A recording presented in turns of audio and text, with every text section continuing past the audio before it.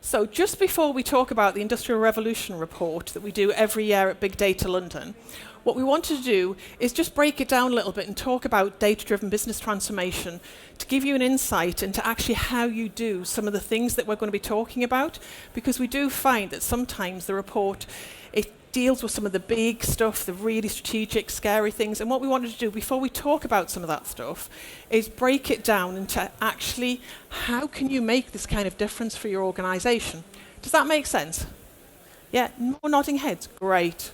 You and I are going to get on just brilliantly. So, just to introduce myself, I am part of the dynamic duo known as Carruthers and Jackson, and because he's not here, I can say, I'm Batman. Now, of those cartoons, I am the one without the beard, at least today anyway. That is my fellow author, Peter Jackson, who works for Legal & General. And the books that we've written so far are the Chief Data Officer's Playbook, which is very much a data book for data people. And then we realised when we wrote that actually we were missing a little bit of a trick, because data people kind of get data. And what we needed to do is reach out to more of the business people, so the chief financial officers, the chief executives, and write a book for them in a language that they would understand, that breaks it down into terms that they can get, because actually we need to bring them on that journey with us. As fabulous as data people are, and you know, all a round of applause for yourself, you are all fabulous. It does mean, I love that, people started clapping, that was great. It does mean that we need other people on this journey with us. And that's where the transformation elements start to come into. Now, just to take things back to really simple basics for a second. And I know, again, that I'm talking to data people, so telling you what data is feels like one of the stupidest things I've ever done, and trust me, there has been many stupid things. But I just wanted to take a moment. It's data in the context that I talk about it.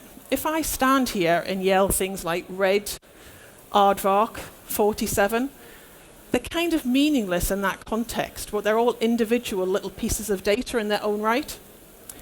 And I like to liken those individual pieces of data to a single piece of Lego. Now, I have a little boy. I have still not over this in case anybody who knows me. My little boy is now 6'4". When he was actually little, if I'd handed him a single Lego block, he would have thought I'd lost my fragile grip on reality, because what am I going to do with that? If, however, I'd handed him a box full of shapes, sizes, colours, vivid colours, he could have taken himself to the moon. He could have created landscapes under the sea. He could have been James Bond for the day. And I think that's the state that we're in with data at the moment. It's our imagination that we need to bring to bear, because that's what's inhibiting us. By pulling lots of different shapes, sizes and colours of data together, we can do some incredible things. We can actually take ourselves to places that we've never been before.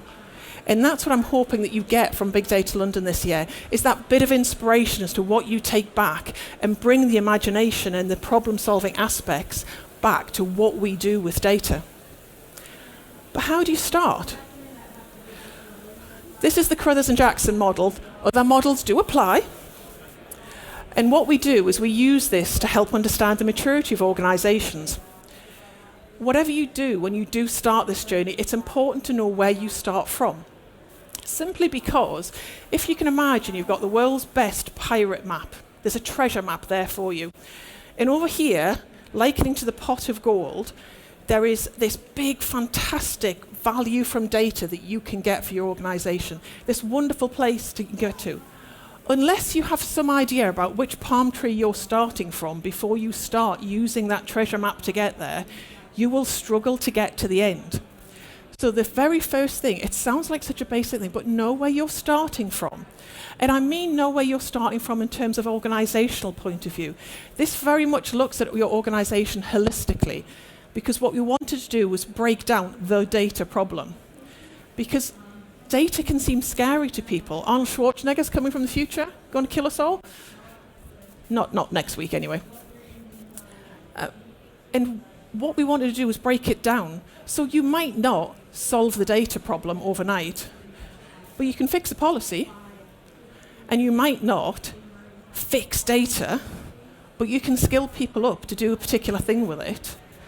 You might not solve it all next week, but you can deal with the metrics that runs your organization. It's about breaking it down into chunks that the business will understand and can leverage and use as you do it. So once you know your starting point, once you know how you're going to do it, what are the different steps? Now don't panic, I'm not taking you through all 12, otherwise we would be here all day. But I just wanted to focus on one or two of them. And for me, you always have to start with purpose. Now, we talk about data-driven, and we talk about data-enabled, and to me those terms mean two very different things. So if you remember nothing else from what I'm about to tell you, I really hope that you take this away. You can have a data-driven decision, you can have a data-driven project, you can have a data-driven transformation. But unless you are creating a company like Google or Uber or Airbnb, whose service and product is data, what you want to create is a data-enabled organization. Your companies, your organizations exist for a purpose. They exist to create this, implement whatever their business strategy is. And what you're trying to do with data is enable them to do it better. You're unclogging them, you're freeing them, you're bringing your imagination to bear and inspiring them with data, not driving them. Because if that's the case, then we're in a situation where the tail is wagging the dog. Does that make sense? Brilliant. Okay. So start with purpose. Know where you want to take the organization. Know how you want the organization to use that data and how that underpins it. But also, it's worthwhile at this time just taking a quick look over your shoulder and checking the risk, because as much as I want to concentrate on the very positive future that I believe that data can bring for us, there is just a quick look over your right shoulder to make sure that nothing's going to come and bite you as well. And having that balance in how you do transformations is incredibly important. We often hear the phrase that data drives digital, but I think there's an extension to that phrase, which is actually people drive data. They're the ones who are creating data, ingesting it, arguing with it, reviewing it, making decisions from it. They have such a large part, and we don't spend enough time making sure that the whole people aspects of your organization do the right thing. If you can imagine how much more powerful it would be if every single person in your organization got data, if they realized why they needed to actually fill the form in right rather than just click the top of the drop-down box, if they understood why it was important that if something didn't look right to them, that they came and told you rather than just fix it in Excel, because that never happens, right? Nobody else has these really powerful IT systems, and if something doesn't look right to somebody, they take it out, put it in an Excel spreadsheet, fix it. We know that happens time and time again. So imagine if it didn't. Taking the time to bring people on that journey with you is incredibly powerful. Much more powerful, I would say, than hiring 10 data scientists and shoving them in an ivory tower. It's the whole organization moving, the heartbeat, the same step, constantly, in the same direction. Once you cover the people aspects, the hearts and minds, the coffee and cake aspects, then it's about the method. It's about making sure that you can make decisions around it and helping the organization do that in a way that's comfortable. So, do you know who you go to if you have a problem? Do you know who to go to if you need help? Simple little things like that are often stuff that we missed, because to us it's obvious. To the rest of the organization, it may not be. If somebody walked in your organization tomorrow and they noticed something, how would they find out? So how do you make that more visible? How do you make that more transparent? How do you put some of those simple mechanisms in place in the first place? And I have to say, I often talk about the Goldilocks model for this. Not too hard, not too soft, just right. Because what you don't want to do is overload your organization. You're not trying to create war and peace when you're looking at how you actually use and monitor data and analyze with data. You're not trying to create something set in stone that they will never change again. You're trying to create something that treats people like human beings, and you want them to bring their imagination and their problem-solving abilities to bear, but something that helps them do their job better. This is the part where you set them up to succeed. And lastly, but by no means least in any way, shape or form, it's about the tooling that you need to be able to deliver some of those things. Now, the reason I always talk about this last is that because I think we've thrown a lot of money at the IT side of the data problem. If IT and tools were going to completely solve the data problem on their own, they would have done it by now. We have spent millions on different software. There's some brilliant software out there. I am not dissing IT here in any way, shape or form. It is a component. And what we need to do is bring to bear the balance of the other things that we need to talk about to make sure that we leverage this tool to the best ability. Does that make sense to people? Excellent. Any questions so far? It's early, isn't it? It's too early to ask questions. Okay. What then I wanted to talk about is actually, you don't want to do open heart surgery on a marathon runner. It would make it incredibly difficult for that marathon runner to finish the race, wouldn't it? Yes? Good. Please, you're still awake. So what you want to do is augment and enhance and help the organisation. If you think about it, how do you help a marathon runner run a better race? It's the small things that you do to help them do it, because the goal of the marathon runner is still to finish the race. The goal of your organisation, it still has to exist. It still has to succeed. It still has to do what the business strategy says that it has to do. But you want it to do that way and improve without killing the patient. That's a very important lesson. If that's the second thing you learn, don't kill the patient. I'm not a doctor, but even I know that part's true. So when we talk about D3, D3 is a concept that Peter and I was creating in the second book, and it stands for Data-Driven Dynamic Business Transformation. And there was just too many letters, so we shortened it to D3 because neither of us have that long an attention span. But that's taking Agile to another level, where actually what you're doing is focusing probably on something more like the cyclists story. If anybody knows how the British cycling team got better, the incremental improvements, it's how you leverage some of that thought and impact into data and use it so that what you're doing is looking for the consequential increments all the time. Again, your whole organisation looking to improve all the time, giving you the ability to know that everybody's trying to head in the same direction. Again, makes sense? See, it's simple, really. When you break it all down like that, it's really simple. And what the hard part is actually being that data cheerleader. Now, I talk about being a complete self-styled data cheerleader. I absolutely adore data. I stand on stages talking about it. I write books about it. I bore my family rigid about it. Yes, you can all feel very sorry for my family. But for me, it's an incredibly powerful asset that we have really undervalued. And I think the most powerful thing that you can do for all your organizations is to go back and be that data cheerleader, is to talk about the art of data, the art of the possible. What can you do with it? Encourage. Now, I have to say that there are times when this can feel like an incredibly lonely role in organizations, because for some bizarre reason, not everybody gets it. Now, I know that's hard to understand when you're a data person, but there are actually people out there who don't realize why this stuff's important. But it's about education and helping and sharing your passion back in your organizations. So who here would claim to be a data cheerleader? Right, come on, everybody's hand up. Who's going to be a data cheerleader after they leave here? Excellent. That's what I want to say. So go out, enjoy Big Data London, have a fantastic time. And when you take all the knowledge and things that you learn, remember that the most important thing you can do is share that passion with everybody else. Thank you very much.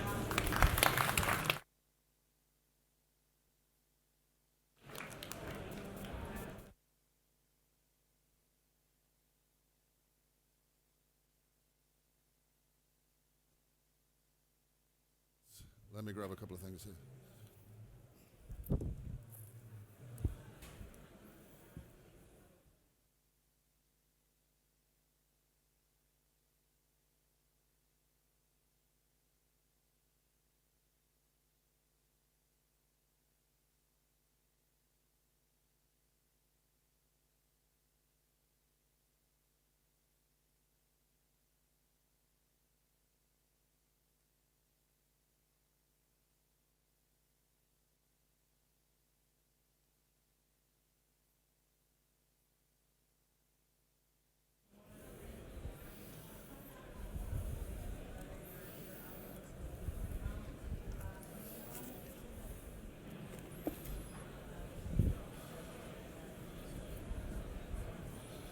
You taking my chair?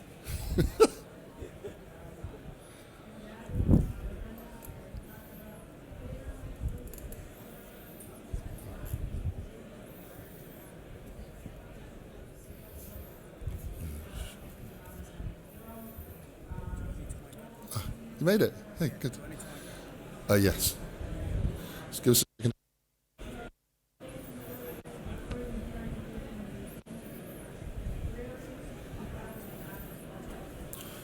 All right. Good morning, Big Data Londoners. Yes. Thanks for warming up, Caroline. That was excellent. Appreciate it. We're all cheerleaders. I'm Paul Maher. I'm the founder and CEO of Positive. We are content and PR experts, and we put together, with the help of Caroline and the esteemed steering group here, the Fourth Industrial Revolution report, now in its third year. We've been proud members of the steering group since its inception. As you can see, there's a list of the great and good, and we have decided this year the theme for the Fourth Industrial Revolution report is liftoff for the UK. So 50 years ago, some brave guys from NASA set off on a trip to the moon, and we're looking at a UK economy which is getting close to a trip to the far edges of the EU potentially sometime soon. So we thought there were a couple of analogies that we could pull out there. So the steering group is in fact the brain trust behind it, and I've got a number of the members here which I'll introduce you to as one of our colleagues just gets mic'd up at the back there. So Johanna Hutchinson is the Chief Data Officer of the Pensions Regulator, and she has the perfect CV for this panel. She's the former head of data strategy, a researcher for the Office of National Statistics, and the former regulator of government data at the UK Statistics Authority, which I'm sure a few of you guys will recognise. That'll have some impact on this panel, which I'll go through in a second. Jez Clark is the co-founder of Eden Smith. That's the exclusive data staffing partner for Big Data London. Jez has been a successful consultant and director in the staffing industry for over 20 years, although he may not look it. And he's helped many businesses adopt innovative strategies to attract niche talent and help job seekers, importantly, position themselves for this new market. Jason Foster is the founder and CEO of Cynozure. That's a consultancy that helps organizations do great things with data through strategic advice and solution delivery. And Jason spent his career defining, shaping, and delivering strategies which deliver value from data. He previously led big data programs at a small little company you may have heard in the retail space called Marks & Spencer. And Abhas Ricky, hey Abhas, thanks for joining, is the Managing Director, Global Head, Strategy and Transformation of Cloudera, who are a big sponsor of this show. Abhas is in fact an electrical engineer by profession and a seasoned strategy consultant and passionate entrepreneur who brings the big brains to Big Data London in many ways. And he's an experienced advisor to CXOs of the world's largest organizations. I'm sure he'll talk about a few of them this morning. And he sits on the board of multiple tech startups. So if anybody's got any ideas, I'm sure he'll get his wallet out, and maybe you can be sponsoring the show in future years. He also sits on, and he was announced as a global shaper by no less than the World Economic Forum. So I think you'll agree, a serious panel. Could we possibly put our hands together and welcome them?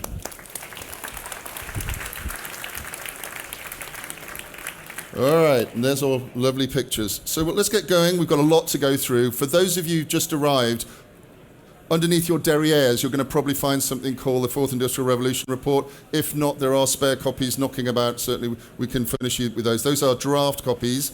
The actual final copy is at this URL, downloadable today. So please do avail yourself of that. This is a survey of 500 large enterprises, and by large, I mean 51 million or more in revenues and 250 employees or more, because obviously some companies have very large revenues with not a lot of employees, lucky them. It was conducted under Market Research Council rules and was kindly sponsored by Cloudera. So let's get going and put these people through the tests. Let's start with some good news. Firstly, the confidence is up in the UK. So last year, 28% of those we polled thought Brexit would be a setback in London's goal to be the data capital of Europe. 19% thought our chances would actually be helped, and 17% thought we had no chance of being the data capital of Europe if we were outside the EU. Are you with me so far? This year, the story's changed. So just 14% thought that Brexit would be a setback to London's aspiration to be Europe's data capital. A slim majority, and that's an important phrase in these times, I think, slim majority, 51% saw no effects at all, and 16%, which is actually down 3%, thought our chances would actually be helped. In addition, 7% believed London could not be Europe's data capital. So these are the doommongers. And 6% believed it could, only after we Brexit. And 5% believe Brexit, it's a new addition for this year, 5% believe Brexit delays London's crowning as the data capital of Europe. So let's turn to the panellists now, with the exception of Johanna, who, like all government officials, I'm sure you're aware, are under this fascinating concept of purdah, which means they're not allowed to talk about anything that's vaguely related to the general election. So you're excused for a minute, Johanna. But can I turn to the panellists and get your perspectives on what you think this increased confidence about the UK's possibility of being the data capital? Jason, can I maybe come to you and see what you're seeing out in the marketplace? Yeah, I think first thing to say is that what we see is organisations are obviously considering the impact Brexit will have, having contingency plans for what will happen through the different scenarios that might play out. But what is clear from this and the changes that we've seen is that there is some uncertainty, clearly. We've all seen that, we've all felt that, and that's what we see in organisations. There's uncertainty about whether to start things, there's uncertainty about whether to pull the plug on things, there's uncertainty about where people should focus. And I think whether London will end up being the centre of Brexit after Brexit, it's one of those open questions, because when will Brexit happen, if at all? All right, good one. Jez, what are your thoughts? So it's been really interesting actually listening to, because we're speaking to the market, so from a people perspective, we hear a lot of news on a daily basis, and our business works very closely with public sector and councils across the UK, and there are still a lot of initiatives that are actually taking place to make London the data capital, if you like, either post or pre-Brexit. We've seen some slowdown in the last 3 or 4 months, so actually a bit more of an upheaval trying to actually get things going. Projects to lift off and bringing other boroughs together and projects and programs together. So there's been a bit of a struggle there.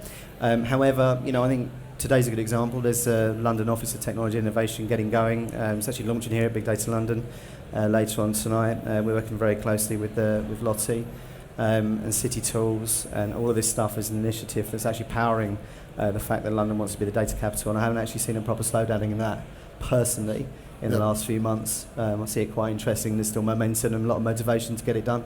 Yeah, that is interesting. So the Lottie London Office of Technology and Innovation is launching tonight with the help of the Bloomberg Association here. I found my clicker so I can join you now. Abhas, did you want to make a point on this? What are you seeing out there in the marketplace? Well, the only point which I wanted to make was being the data capital of Europe also varies by industry, because a lot of industries, financial services, telco, utilities have a different impact, what we would see in London versus a lot of the other things. So insofar as specific industries are concerned which get impacted more, like the financial services or utilities, etc., they are the ones where we're seeing the confidence grow up. However, there are certain ones whereby you see a larger presence in continental Europe, which is transportation, or professional services, whereby we see Amsterdam or Berlin, or even manufacturing. And from a data perspective, streaming, data analytics, all of that, getting a larger share of the mind share, if I may. And that is how we're seeing the markets move through. Great, that's a fantastic start. We've got lots to go through, so I'm going to motivate. One of the things that we ask people is, what do they think is holding London back, and what's reinforcing its position? And top, sort of boringly I would contest, is infrastructure, talent, and VCs. Jez and Jason specifically, you guys work with lots of talent, lots of VCs. What are you seeing? Shall we go first? Go for it. Talent's a massive issue at the moment for any business that's going through a data transformation, trying to build and mobilise a team at the moment for any organisation. And of course there's so much misalignment in the market at the moment, uneducated companies about what's available to them with regards to the people that will actually get this stuff done.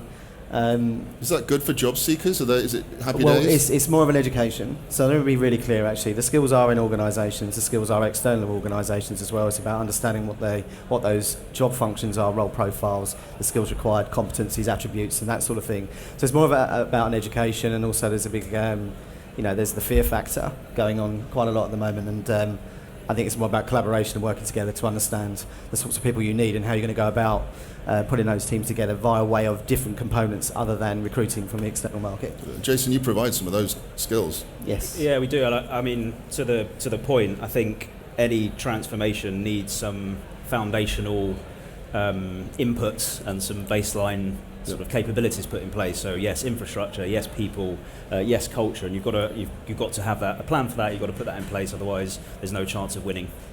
Good. Okay. I'm just motoring along because I want to get Johanna in, and she can't talk about this next one. So it is in your reports. This slide's in there. This is we're headlining this one. The UK government's not trusted on data, which may not come as a massive surprise to everybody, but actually it slipped 5 places in the order from second down now to 7th. So really, people don't trust that the government have got it right. The winner still are the Information Commission officers. So these people are obviously being trusted a lot, and obviously this is the year when the ICOs issued £250 million worth in its first year of fines to a bunch of companies.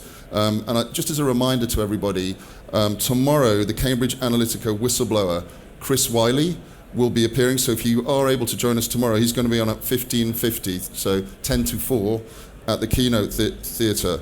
The thing that I thought most interesting about these was the fact that sneaking up is self-governance by the tech giants. So we all know who they are. There's no need to name any of these people, but they've actually snuck up one place in our estimation of whether these are the folks that should regulate data. So Abhas, do you want to have a go at this? Because Johanna's still out at this point. Yeah, I think the first one, the data regulators and the Information Commission's office, as you mentioned, I would assume the large part of that is being driven by GDPR and the regulations around that. And therefore, naturally, a lot of the organizations have to set up a DPO by statutory terms. A lot of the consumers or customers, they believe that that is a safe place to go because that's what they've been hearing about. Insofar as the tech giants are concerned, again, it varies by which stream. So we talked about that earlier, which is if you look at the cloud versus if you look at the mainstream consumer services, the understanding of how I trust that specific provider with my data is very different. Because one of them has a direct impact with B2C and PII data, the other one may not. The other one does have that impact at the end because of algorithmic biases or segmentations, etc. But that's why I would say we don't have the data to split that through, but come next year, if we were to split that through, it'll be a better view and it'll give the audience a better understanding of what it actually means. Right. And gents, do you want to have a pop at the government at all? Any reasons why the government's going down in our estimation here? Well, no, what I was going to say on the regulator, I suppose a couple of points there. The regulator, I think it's almost obvious that the regulator is going to be most trusted because of GDPR and because they've been the most vocal, the most visible people saying we're putting this in place to drive up trust in data. The one that surprises me is the tech giants, because actually at a macro level people are trusting the tech giants less. But it's a bit contradictory, which I've just realised, which is that actually when we're talking about moving to the cloud, we trust AWS and Amazon and Microsoft, who are the tech giants that on one hand we don't trust as consumers of their services in many ways. So I've been a bit surprised in that. In terms of not trusting the UK government, I suppose it's my similar point to what I said about Brexit earlier. You know, there is a general lack of trust in politicians and government at the moment in the psyche. So even amongst data professionals, amazing. Great, okay, as I say, we've got quite a lot to go through, so I'm going to rattle on. This is a fascinating set of data. Along the left-hand side and also in your reports, you'll see the rise and fall, as we're calling it, of the CEO. So when we first polled 3 years ago, 2017, to find out who was the most senior person involved, responsible for data in the organization, 0% said it was the CEO. Nobody had the CEO, no CEO that we polled at least, had data responsibility. In 2018, that leapt right up to 15%, so nearly 1 in 7 of the organizations did have, that's where the CEO was directly responsible for data. And this year it's fallen back to 9%. So some people might talk about some of the high-level breaches. British Airways is one, Marriott, etc. But I'm going to put this tough question to the panel. Why are the CEOs running for the hills? And Johanna, please do feel free to come in on this one. Go first? Yeah, sure. So I think basically what we're just seeing is a micro trend here. So as the GDPR legislation came in, what I certainly saw from a financial services and a public sector perspective was coming up to the deadline of GDPR legislation being enforced, is that most organisations weren't quite to where they wanted to be, should we say, in handling privacy and the personal data that they held on their estate. So actually what happened within organisations is the risk of non-compliance against a new regulation just rose through the organisation, and without an established function within the organisation, it had to hit the CEO or the CEO's office, and therefore became the CEO's responsibility. The response to that, of course, is to put in either an operation to mitigate the risk in which they're covered, or in fact organisations have actually dealt with GDPR and actually feel a compliance over it. So I think what we're now seeing is both the trend to increase the CEO and back down. I think it will remain down now, but also you'll see an increase in data governance in the DPO office and in the operations which actually manage and run the privacy aspects of data within our organisations. Anyone else want to chime in on the CEOs? I'm disappointed that it dropped. I Me don't too. think I'm surprised. I'm desperate for something and use cases that are as big and grand as GDPR that organisations then grapple on, that then CEO wants to take it on. What we haven't got is an equivalent, a really positive opportunity driving equivalent that GDPR brought along that means the CEO wants to look after it. And an organisation that we work with that are as excited about the opportunity that some of their use cases can deliver, the MD, the CEO absolutely grabs hold of it and says, this is my initiative. So I want to see that. However, 10% is actually still quite a good number. So their loss is sort of what you're saying. Absolutely. Jez, you seeing the top guys coming to you? Are you working at a different level? Because just in terms of where that responsibility's gone, it's gone out largely to the DPO or CPO, as we call it, Chief Privacy Officer. It's also landed, so 7% of Chief Data Officers and CIOs, 5% have CMOs, and this new role of Chief Privacy Officer as the ultimate C-suite person in charge of data. Who are you dealing with? How's it changing? Yeah, I find it fascinating because I totally agree with what Johanna's saying. Is because where the risk is in the organisation and how the size of that risk, it will end up with the CEO, especially with something like GDPR. But let's just be really, really real about all of this. The power base, we look at it, we call it a power base. Wherever that risk is, it's going to sit within that function of an organisation for a period of time until it gets sorted. And actually, right now, when we're talking to businesses, they probably have one DPO, one CPO, whatever it might be in an organisation. GDPR has been done, that main risk has gone. There's one person there to maintain it. So we're in maintenance mode at the moment. So let's be real, the next big thing that comes up, there'll be someone and it will shift again to someone else. And there'll probably be a brand new job title that is created for the fun of it to confuse things even more. And then we have to try and work around that. And this is going to change and change and change. This is data-driven London. We want these new jobs. New job titles mean new jobs, right? They do, but it just confuses the matter again. Every time we're creating new jobs and new functions in an organisation, just based on something we think is great, or it's there's a bit of hype around it, it just confuses the market. Hold that thought, if I may. Sorry, Abhas, jump in on this one. So, what are the barriers to data-driven organisations? And it seems it varies depending on who you are. But one thing that's clearly never going to go away is budget. So budget for creating the culture, budget for just putting in the tech. Abhas, you sell to a lot of enterprise organizations. You might have a war story or two you could share. I don't want to put you on the spot, but what are you seeing budget-wise as being a barrier to building this data-driven culture? So I'd say again, because the responses are structured by industry, so I'll start with the one which is the fascinating one, which is telcos. So if you look at majority of the telcos, they have this huge pressure on CapEx versus OpEx spend. And that is one of the key drivers in terms of budgeting, and that's where IT comes into the picture. If you look at software companies, a lot of them, they try and transact with organizations in what they call as an ELA, which is pretty much a way for them to transact and put that as part of a CapEx spend. So that is a key driver. But the other thing also is for CapEx intensive industries, telcos being one of them, because you naturally have to innovate with an absolutely net new infrastructure and network within the next 3 to 5 years. And now obviously with the rollout of 5G, there's a lot of spend that goes through for that specific section. So that naturally means one of the two things. Either you need more software or services, etc., to support the infrastructure spend that you've had, or you're just going to delay that for a few years because you just don't have budget. So I do believe that budget is a key part, and it plays out differently in cyclical industries as it would in industries that are not so cyclical, for that matter. Budget challenges for specific sectors, or we've seen a lot in telco and financial services from an upskilling perspective. I think we're going to talk about that in a bit, but it's interesting because from a people perspective now, it's more CapEx, it's more contract project-led to get this stuff done at the moment, and that's why there's challenges on the other side. It's the only way they can go. But there's been very few budget challenges, I think, in the public sector, right, Johanna? So, yeah, in the public sector, there are large budget challenges. But actually, what the government have done through austerity measures is invest in technology, and that's in the public realm. So, you can look at all of that. What we need to reflect on here, though, is that all transformations are really hard on organisations. They're hard on the people in which we are inflicting our data-driven culture upon.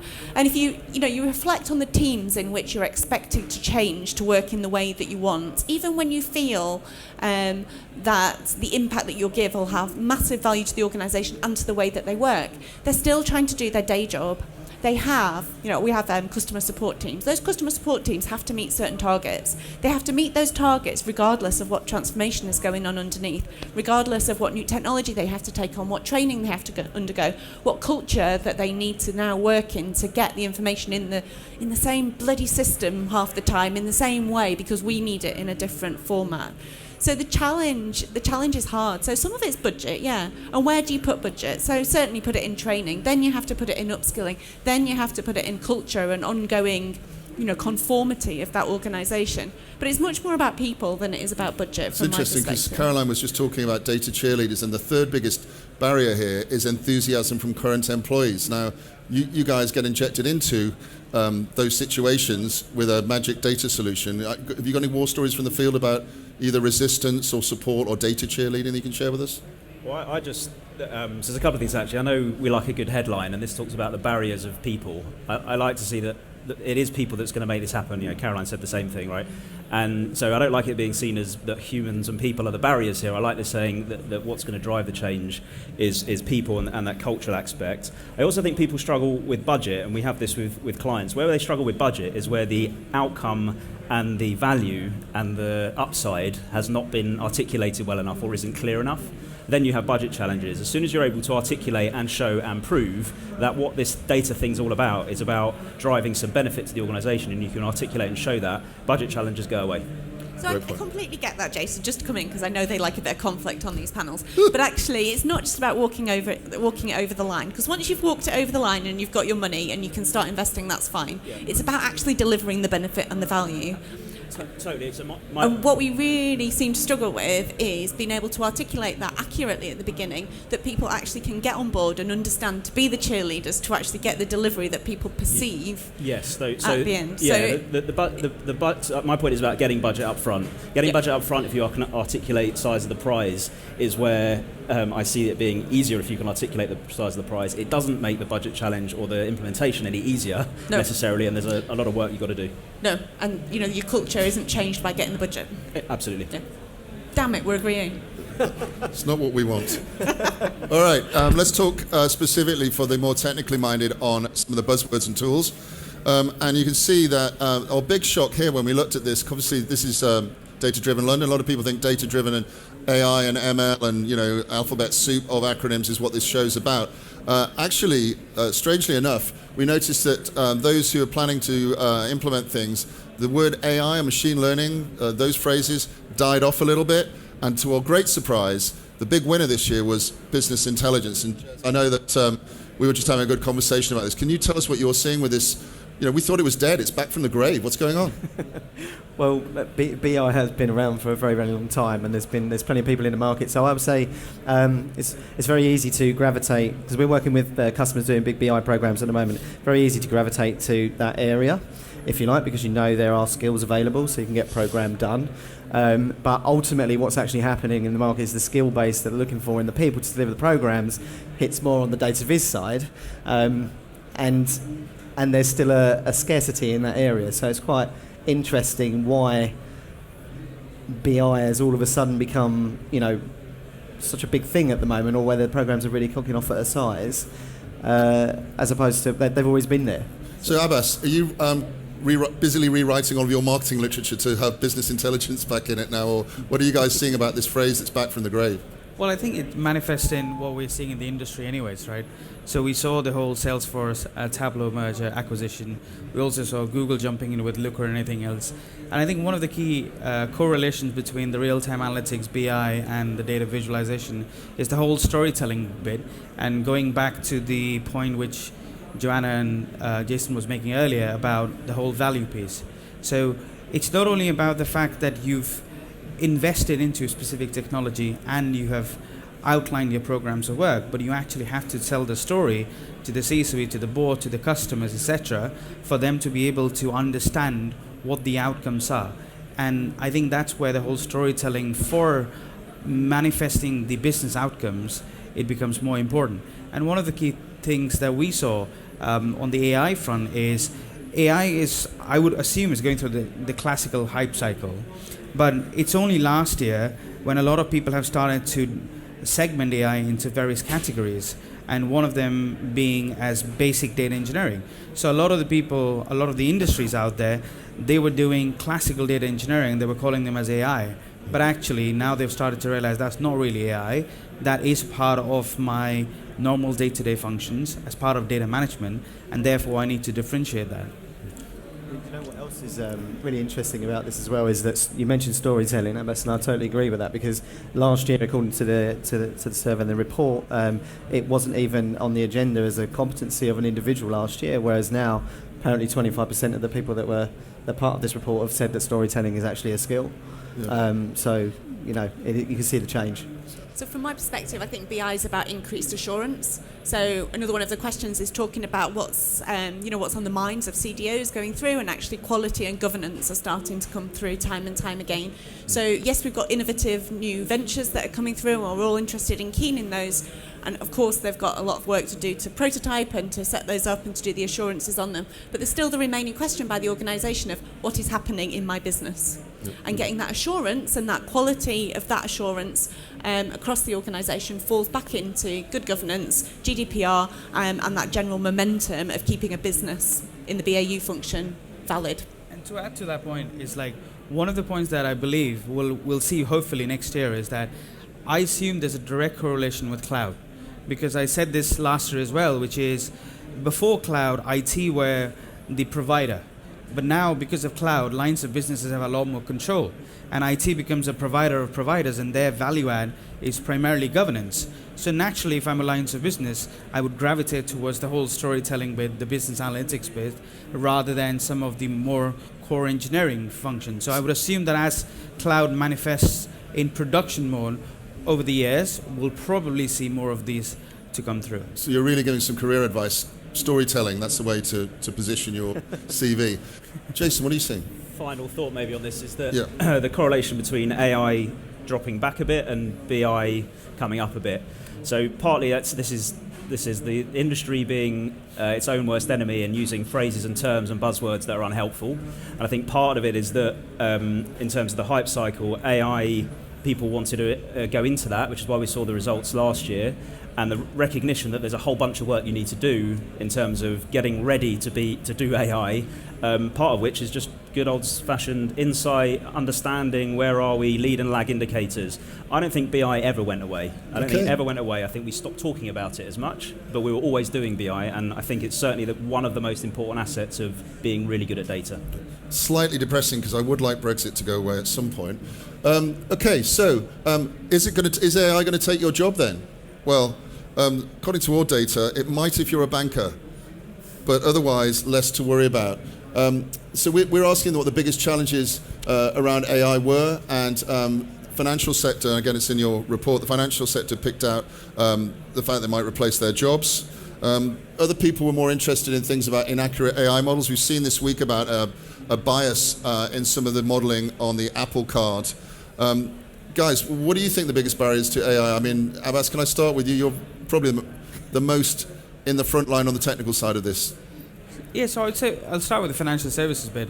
I think we discussed this earlier, that it depends upon what kind of use cases you have. So financial services organizations, not the Monzos of the world, the ones that we know of, the large banks, the large insurers, the large asset managers, etc., they've had legacy infrastructure and legacy IT for decades, and they have this habit of never switching off anything. So majority, we talked about this budget, and majority of their spend goes towards keeping the lights on. So naturally, in terms of use cases, yes, whilst they're innovating in terms of building up new use cases to deliver business outcomes, a large section of what they have is still legacy. So with the onslaught of technologies like RPA or anything like that, naturally there's a higher likelihood of some of those tasks being automated. Now, whether that manifests in you taking my job, I think that's a bit far-fetched, but I would assume that's the sentiment going towards that. But towards the other thing which you mentioned in terms of the biases, yes, we're seeing a lot of biases. There's a whole debate going on in terms of biases for AI models in terms of gender or facial recognition being a big part of that when we're doing simulation tests, etc. I think a large part of what we're seeing is that if you look at industries whereby AI really comes into the picture in terms of image recognition, or be it LiDAR data for autonomous vehicles, etc., a large part of that is assisted AI. So they offshore with 30,000 people in Asia, in Philippines, in India, etc., and they're actually physically looking at the images and tagging them. And that's for medical imaging, that is for transportation, etc. And once we change that, once we're able to actually convert that into predictive and diagnostic and prescriptive, all of that, through algorithms, that's when we have to be careful about the bias, and we have to build tools which naturally take care of that. So I think it'll become a more and more important subject as those functions get automated, but for now, it's still assisted AI, and it's actual people who are doing the work. I think, just to come in completely on that. So, but what we're looking at with assisted AI and these technologies are new technologies and new industries that are going to come through because of the technology advancements and the designs that we have there. So just to put that in context, the perception of people is quite different to actually understanding these new sectors and the new way of working with data within these sectors. So I was taking my child around high schools recently and looking at school provision, and in the technology area, I'm saying to the technology guys, so do you code? Are you teaching coding? I'm expecting that they're going to learn to code at high school. It's a fundamental skill. And he basically came out with, well, we do a bit of Python, but, to be honest, they're not going to need that much anymore, are they? Because the algorithms will all be written and they'll manage themselves. So that's the perception of a teacher within a school where our children are going to. Actually, no recognition of how we take that forwards, but also the issue is that we need these kids that are going to come through with these skills to run these future sectors that haven't even been devised yet. So are they going to take our jobs? They're going to make our jobs, but we have to make sure that we have a skill set that can actually fulfill those needs. New jobs, guys, what do we think? Well, I was just trying to... it's hard not having the mic on. I think the teacher's right. I think I always thought I'd have my kids go through coding and learn how to build apps and Python, all this kind of thing. The algorithms will do a lot of that stuff. They'll do a lot of the data management. They'll do a lot of the API connectivity. They'll do a lot of the sorting out of data. What I want my kids to do is humanities and sociology and be able to use their hands. And I think that teacher's right, actually. I think that's super insightful. But in terms of some of the bigger barriers that we've got, because I don't want you to respond to that. Okay. I'm gonna take that Only later. for time. We'll do that after. Well, just one thing, which is I think the biggest barrier is the confusion about what AI is at an exec level. So there's noise, it's messy. Most of the stuff that bubbles up into the press is AI is going to take our jobs. We're all doomed. It's very dystopian. Yes. And I think that worries people, and they don't really know what the actual impact of AI will be on You're going to set that straight right now. what the actual impact of AI will be. We've got too much time required. No, I'm just linking in with a few points the guys have made, actually. So talking about legacy, talking about skills for the future. So we're just actually replicating our own business model and starting to build talent pools for the future smart cities. And interestingly, when we look at RPA, we look at AI, 5G networks, IoT, actually, when we dug down into the technologies required to get this stuff up and running, IoT, for example, sensor technology, it's all embedded C programming, which we were doing 15, 20 years ago. So I said to my guys, I said, like, well, actually what we're going to do then, we're going to go and hit the network that we had 20 years ago. Well, we actually need, what we need now is a whole new range of people, software engineers for the future that will do this stuff, because in the networking side, it's not as complex, but when you're looking at IoT technology, which will power smart cities and RPA, that's old. Some of those skills they're legacy skills. Yeah. So we need to retrain this stuff with a new head on for the future. Brilliant, love that. Great. Speaking of skills, we asked people about what the mix of technical and business skills that they needed were. Last year, we were very excited because we saw a lot of non-data roles, the storytelling roles that we're talking about, come to the fore. And this year, a lot of respondents are looking to upskill or redeploy existing staff, with transferable skills. However, we also asked this year about robotics and automation, which just came up. And now an increasing number of respondents are looking into that as well. 39% looking at the technical skills and 41% at the business skills. So I know we were talking a little bit before we hit this. Up at the top here is still upskilling people. That's going to keep the guys that are providing skills and talent pools in work for a long time. So we'll come to you in a second. Johanna, are you upskilling your people? What are you guys doing? Yeah, no, absolutely. I mean, it's in these areas, learning and development is the biggest graft, and of course what we're seeing is a high turnover of staff within these data teams as well, particularly because as soon as they've got these great skills, then they're offered other jobs in other organisations, so they become very lucrative to the sector. So this is a spiralling continuous process that you have to continue to invest in. Is it just my team? Well, actually, no. We should be working in large interdisciplinary teams with the business, with IT, with all the functions that are around us, DPO's office, and really developing the whole functions across the office to respect, understand, and align back to your data function. So it's not just the data team. And I think the pressures aren't actually recognised yet across the other adjacent functions to enable some of the work that actually is necessary and coming through some of our pipelines. Abhas, just talking about how this affects how you sell, because you're putting in tools into place. Sometimes you're working with third-party outsourcers. We're asking people where they go for those skills, and more people are looking for the technical skills from outsourcers. How do you play in this market when there are people that you can sell directly to and other people that you're selling through with your tool set? So I think we're fairly unique because we're a completely open source organization. So we have our own professional services organization, but we don't want to be a services organization. So we have a stated goal that we're building enterprise software. They are just there to make sure that they're proving the value right at the outset, and then people can see, and then you work with whichever SI there might be. So to your question, we work with any SI out there. We work with a very large ecosystem of more than 2,000 partners. Some of them are very niche and specific skills in specific countries. Some of them are the large ones, and some of them the outsourcers. I think the difference, what happens is, if you're a large organization, naturally you have a huge pressure to cut costs, and there's a cost to achieve. And a lot of the times you might end up compromising in quality, because naturally you're not going to get the same thing with someone who's charging a day rate of $2,000 a day versus $500 a day. But at the same time, it's not always important to rely completely on services. You have to bring a lot of those knowledge transfer in-house as well. Otherwise, with every new technology, with every new use case, you will be caught up in this cycle of upskilling the organization. So there has to be a transfer of knowledge that has to happen. And I think that is what we tell majority of organizations as well. Great. Guys, on the supply side, a little bit more, do you find that people are upskilling? And are you helping them upskill, or is it just put those people in there? Whenever there is new technology or new skills required in any market, you'll see businesses will gravitate immediately to training and upskilling. It's a much quicker way of doing things. And it's actually one component of what we would call workforce engineering, if you like. So you need multiple bits and pieces, training and mobility and succession, all this sort of stuff.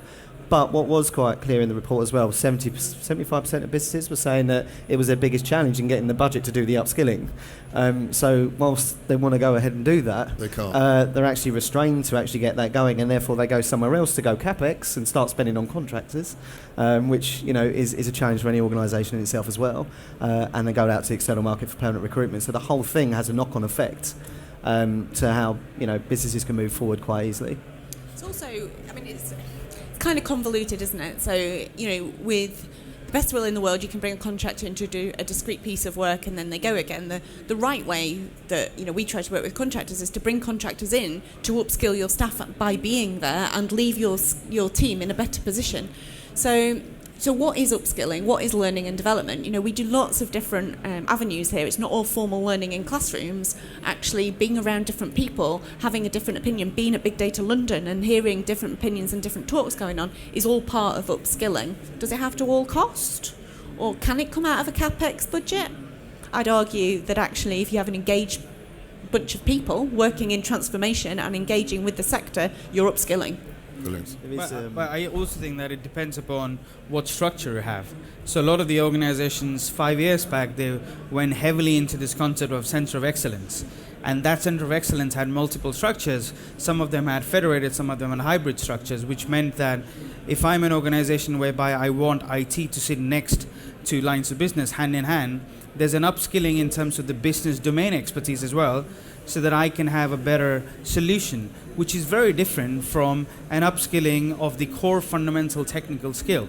So it also depends upon the way you've structured your organization, and that kind of depends, to your point earlier, is that the whole CapEx, OpEx budget thing, it depending upon where the money is flowing, because ultimately it comes down to what is the impact and what is the value I'm seeing against that resource allocation. Let's move on just for time. Sorry.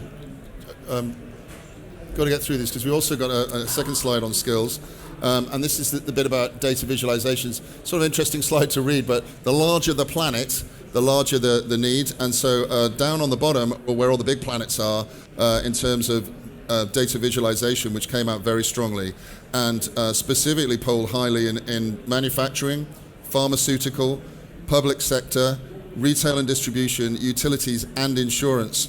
And I know that this was a good source of debate. Who wants to take this one on first? Abhas, I'm going to pick on you. Yeah, sure. So financial services, pretty evident. Compliance is a big one because they're a regulated industry.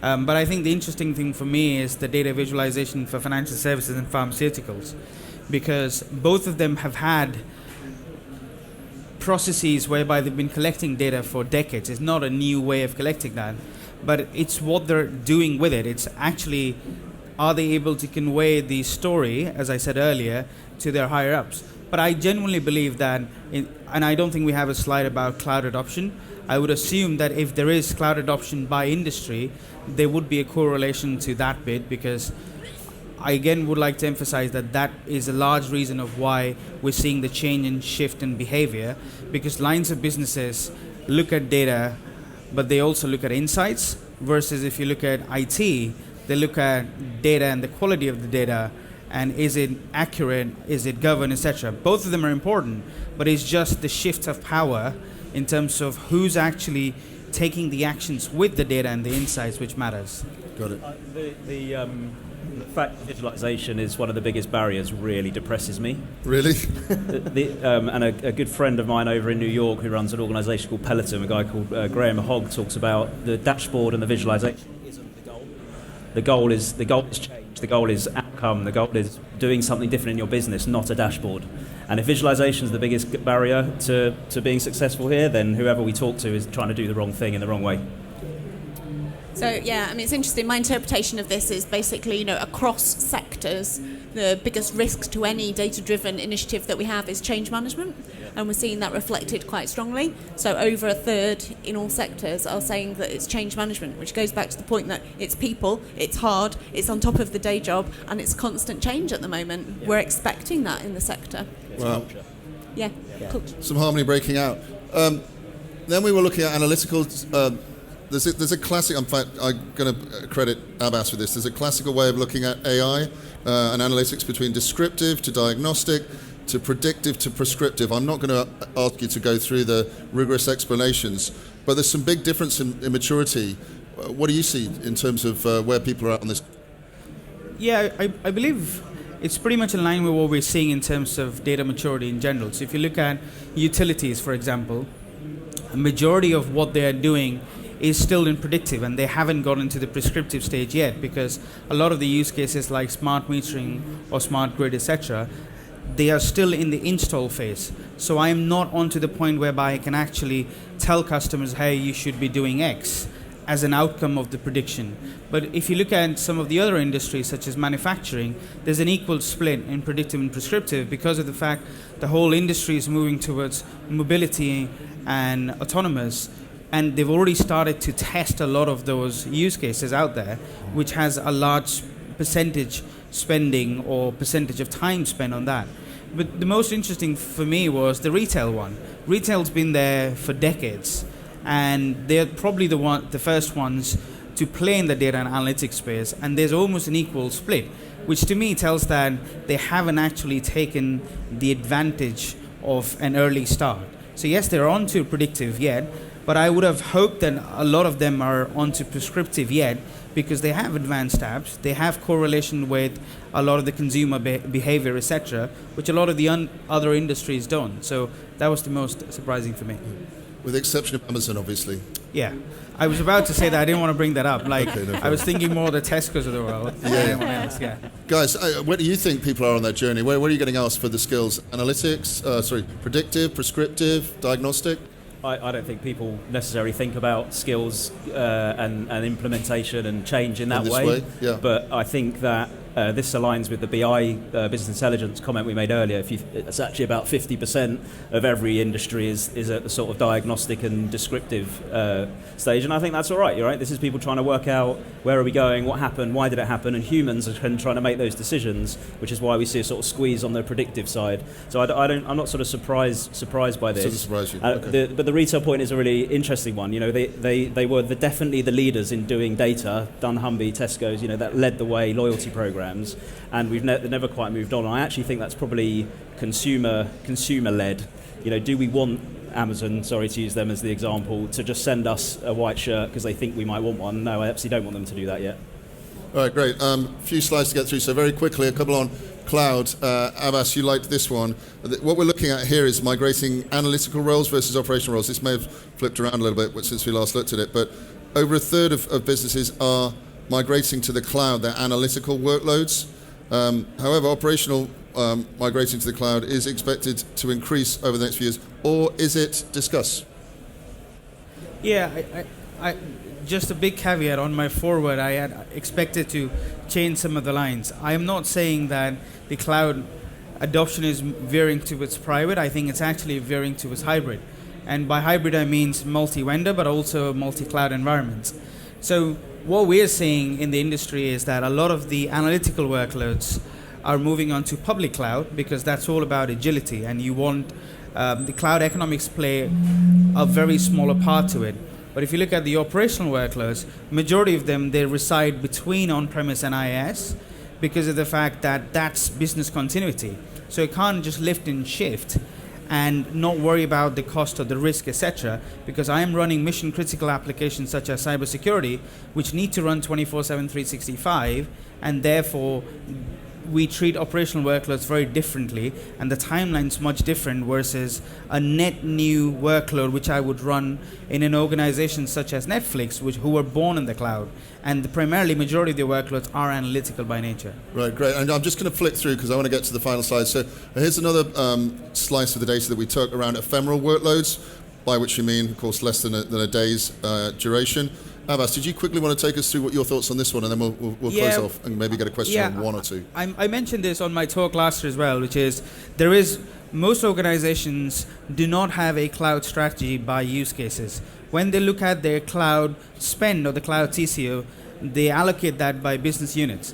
But actually, when you start looking at a use case level and you start actually calculating what percentage of my workloads are A, ephemeral in nature, and B, for how many hours in a day I'm going to run through that, you will be able to optimize your spend. So we did an analysis with one of the large banks whereby the cutoff was 12 and a half hours, meaning any workload which was running for more than 12 and a half hours a day on-premise was cheaper. And I think it's an important understanding so that you can have a better view of your hybrid strategy at a use case and a workload level, because that's how you optimize your spend and also your deployment patterns rather than looking at a business unit level. All right, last slide, I believe. I think this is one for the future. So it has come up in conversation, data ethics versus data privacy. Obviously, there are new job roles. And so we ask people, who's responsible for data ethics and who's responsible for data privacy. Of course, you can have lots of privacy without any ethics, as we all know, unfortunately. But in terms of responsibility, it seems that CIOs and CTOs are more responsible for privacy than ethics. And if we look, not unsurprisingly, at the Data Ethics Board, they're more responsible for ethics than privacy. The Chief Data Officer, though, is veering towards ethics rather than privacy. Anybody want to take this one on? We'll probably grab one question if we have time. So I just agree with this. I think that's right. The privacy is driven by yes, policies and processes, but massively it's about security and locking things down. And this, I love that the CDO feels more responsible for ethics, because we've got to get our algorithms and predictions that are ethically sound. And it makes a lot of sense that the ethics board look after ethics a lot. Indeed. I'm just surprised that so many people have one. Yeah, interesting. Good. I think Let's as go well, along. just to add to that actually what you want is the division of responsibility across those two areas, because that helps your span of control across the organisation. Privacy is very much legislation-based. Give it to your DPOs, let them hold that piece, whilst you concentrate on the ethics, which are the culture and the heart and the industry within which you work. That's great. I love that. Jez, did you have any points? Are you doing any work in ethics? You've got no ethics and no work in ethics? No. All right, great. We're probably up on time, so I'm going to very riskily see if anybody, we've covered a lot of ground today, but did anybody want to make a point about some of the points they've seen, or maybe ask a question in the crowd? Just stick your hand up, I'll take it. Yes, sir, you're first in. I don't have we do have a mic. As Amanda darts down the aisle here, microphone in hand. Anyone else has got one, maybe stick your hand up so we can make this happen quite quickly. Do it. Yes, sir, away you go. Are we on? Can you hear me? We on? We will be shortly. Shout. Hello. Hello. Hey. Phil Yeoman from the Pensions Regulator. I want to take us back a few slides, if I can, to the one on when we talked around CEOs and them having a leadership role in the delivery of data. And one of the things that I've noticed across the industry, and I wonder whether you would concur with this, is that there's a lack of confidence, I think, from those CEOs in actually how do they, and I use confidence to really mean they haven't got much of a clue about data in the industry. So It's a cheap shot at a show called Big Data London, but we'll let you have it. What about CEOs and confidence, Johanna? In general. So Phil works for me, so it's a loaded question. So there you go. Yeah, no, I think it is probably very true. What I want to see, to put it in a nutshell, is the rise of the CDOs going into your CEO posts. Once you've got CDOs that have had vast experiences in these organisations moving into CEO posts in the future, they have naturally an understanding of data within the organisations. Same if you see a CFO move into a CEO post. That's much more common though. Many CEOs are former CFOs. I don't see many CIOs. Someone could completely contradict me. Any other questions?